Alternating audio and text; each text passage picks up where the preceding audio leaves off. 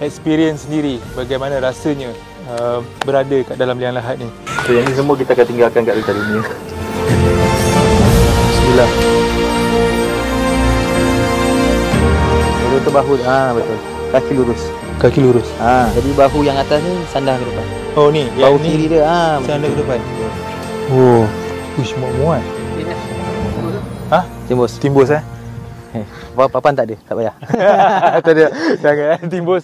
So macam inilah dia punya result. Macam mana Syam? Macam mana perasaan kau dalam tu? Rasa sedih pada sebabnya ini rumah terakhir kita lah. So sebenarnya penggali kubur ni bukannya penggali kubur je kena buat, dia semua orang kena buat sebab dia adalah fardu kifayah. So kalau satu kawasan tu tak buat, satu kawasan tu berdosa lah. So elok untuk kita belajar sama-sama lah.